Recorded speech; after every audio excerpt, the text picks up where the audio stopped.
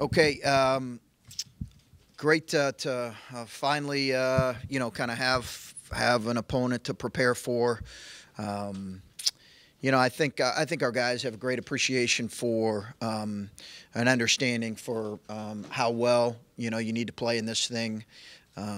You're playing a very good opponent in South Dakota State, who's I believe has an NBA player on their roster and has had an outstanding year. So we'll get to digging in on them and preparing for them here. But a fun moment for our fans and our guys. A great turnout here tonight, and we really appreciate them coming out and kind of supporting this group and let the sleepless nights begin. Chris, you guys have wins over teams in this tournament who are seated very high, Purdue and Michigan. You know what I'm talking about. Yeah. How well are you playing as a team right now compared to how well you were playing when you won games like that? Because now you're going to play all good teams. Yeah. Are you at that right. same level right now? Yeah, all good for sure. I think that I think we have played well in spots here late, and we've struggled at times as well. I chuckled. I literally chuckled. I read somewhere today that we haven't had a quality win in a month, and I said it wasn't by any of you fine journalists, by the way. And I literally chuckled because I said the person who said that clearly has not coached or played in the Big Ten, certainly not at Indiana on senior night. Those are hard things to get. Now, did we play perfect? No. Do we need to play better? Absolutely. But that's a hard thing to do on senior night, and I don't want to take that away from our guys or our program in any way. Do we need to play better in spots? Sure, but that made me chuckle because that's a hard thing to do, winning on the road, period, but certainly a middle-of-the-road team in your league. Our job right now is to try to prepare us to play as well as we can play on Thursday. We know we're playing a really good opponent, as you mentioned. It's true. You're playing really good teams from here on out. Maybe, the 116s, it's always kind of been a mismatch, but in some ways the 215. But really outside of that, you look at it, it's a lot of really even games, and it comes down to the last minute or two in all of them. So we're going to need to play better than what we've played in stretches, but I also think we've done some good things as well. Chris, you guys knew going into today that we were going to be in the field. I wonder now that you look back, now that it's official, did you really think that a 5 seed or this kind of season last summer was going to be possible? No. No, I didn't, and I don't. I mean, a 5 seed's really hard to get. It's really hard to get, I think it's interesting when you look at the numbers a little bit. It's alarming in a lot of ways. Less than 20% of the teams in college basketball are playing in this thing right now. When you look at at-large berths, it's just over 11% of college basketball teams get at-large berths. You look around at your friends coaching and our guys, guys that they played with, they look around and a lot of those guys are sitting at home right now. For our program in general, you look at it and really until Coach Mata got here, there wasn't a stretch of more than, I think we went to 3 straight in the 40s, maybe 3 straight in the 50s or 60s, and 3 straight in the 90s, but no longer streak than that. Thad went to 7 straight, but it's not a rite of passage, is my point. And we're hungry to do more, but you also want to recognize that it's not a rite of passage, as evidenced by the fact that when I asked how many guys had played in the tournament, I saw 3 returning hands up, and I think that's going to be interesting for these guys to be a part of this new group that has not done that. I was surprised when 3 hands. I mean, I shouldn't have been, but I was a little bit. So we recognize it as a fun day, and now we're hungry to play it in as long as we can. How do you start the preparation process now? Like, do you have I don't know, coaches that you can lean on to get tips on a team that you've never faced, or have you been trying to get some ideas on who you would play, maybe start do some prep work in advance? What are the next 24 hours like? Well, all the video is set up and ready to go. Okay, we looked at all the potential, 12, 11 teams as we were going to fall in that, and already began the video work, and kind of video people call it 1-2ing. As a head coach, I don't know what that means, but I just know it's clipped up. In other words, it's broken up: offensive clips, defensive clips, out of bounds clips, personnel clips. So you can click on each guy's. That's basically what it is, and all that's ready to go. But we had talked about doing some kind of advanced scouting, but we really would have been spinning our wheels because, right, we were going to play Buffalo and New Mexico State and South Dakota State, and then it was going to be maybe Syracuse, or so it would have been. We would have been spinning our wheels. So our staff is already in the bunker. And I know you're obviously focused on your team and you're happy. Any reaction or any thoughts to seeing Butler make it? Was that a moment for you, or how do you feel about that? Sure, I'm really happy for those kids and the coaching staff at Butler and that program. You know, that's 4 straight NCAA tournaments.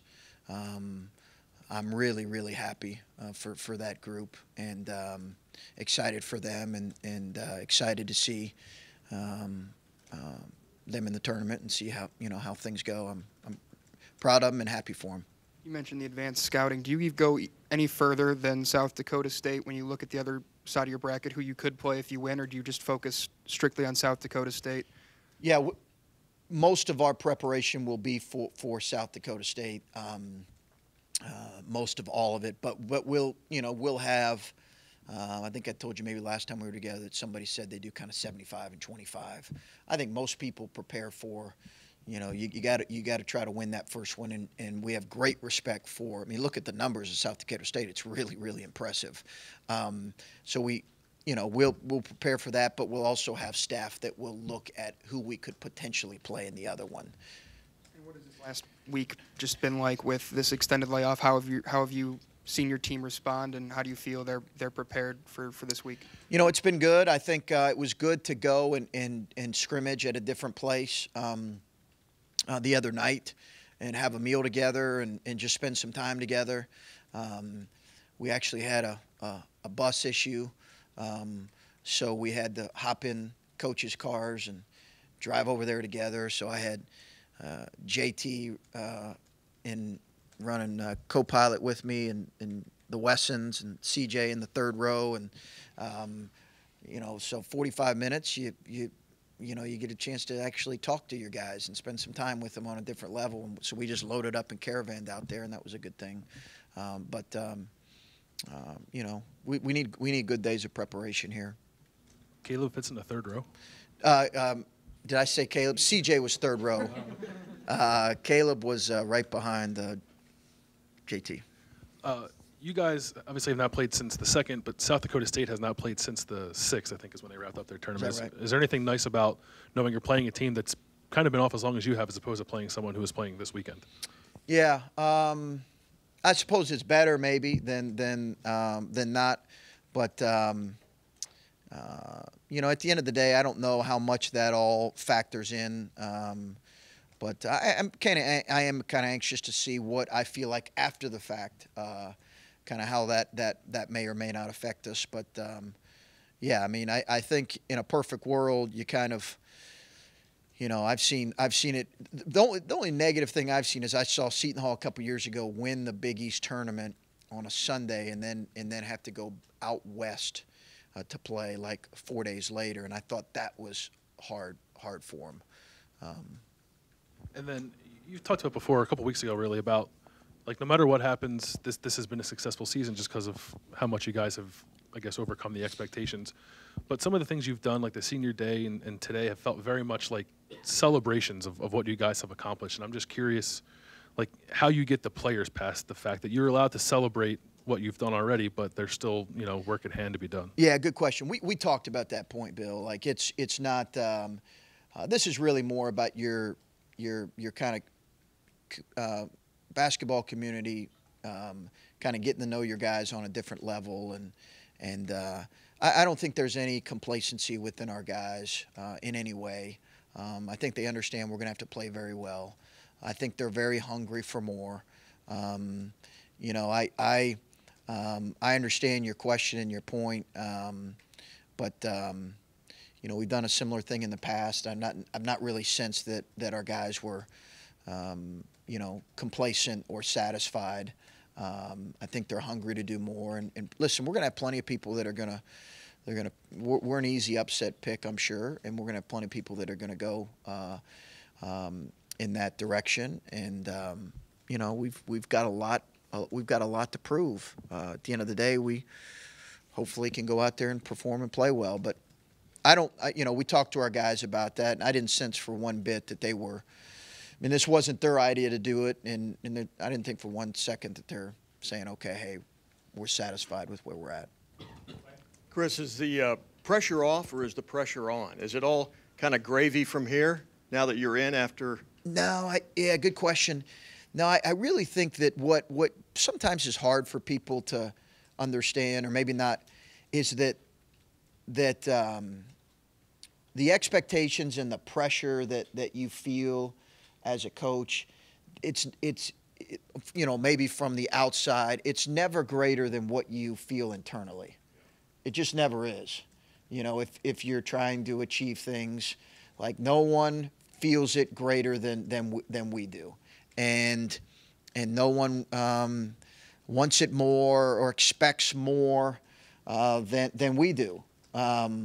So, you know, excuse me. No, it doesn't matter. You know, we want to win them all, and we want to win every possession, and we want to. And you're really disappointed when you don't perform well or as well as you hoped you would. So I think the internal pressure that we feel is greater than anything else,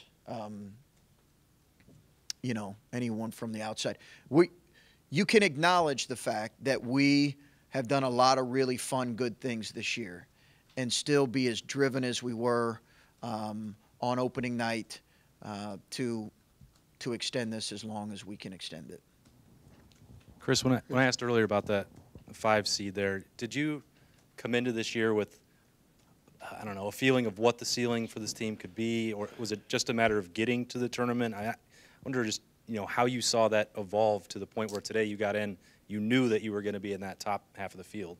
Well, I was really hopeful that we could play. I think early in the season, and you know, I had some people come to practice and kind of early in the year and say, you know, hey, and I would ask them, you know, coaches and other people, hey, what do you think? And they, you know, they said just try to sneak into the NIT, you know, and for me that was, you know, I think I was still kind of learning and trying to get a feel for what we could be, but.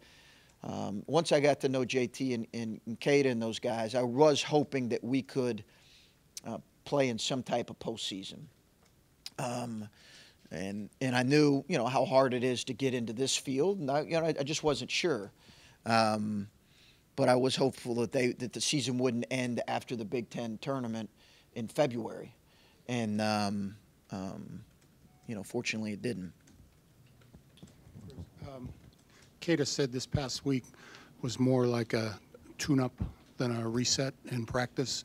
I just wondered what you've tried to tune up the most, or what did you feel needed to be tuned up the most going into the tournament? What would be the difference between a tune-up and a reset, I wonder, in your mind? Do you know, was that his? Smaller change. I said Okay. both words. Okay. Yeah. So smaller change, Reset, tune-up versus reset would be is bigger than yeah, tune-up. Yeah. blanket changes and yeah. So maybe I ought to ask you whether it was a tune-up or a reset. Yeah, it was. I would probably agree with Dakota. And what do you want to tune up? What needs to be tuned up the most? I think our offensive efficiency and our ability to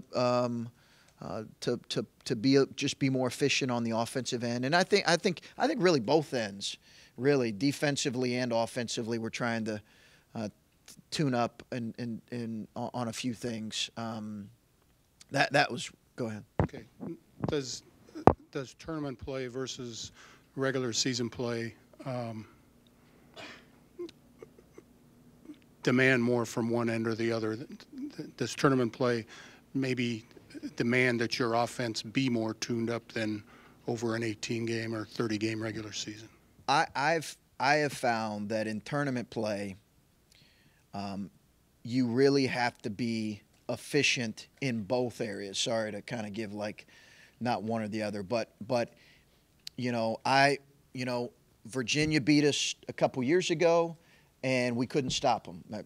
Believe it or not, we scored on them, but we had trouble stopping them. And our defensive numbers were not very good that year. Offensively, we were very good. Now we had beaten Texas Tech in the first round.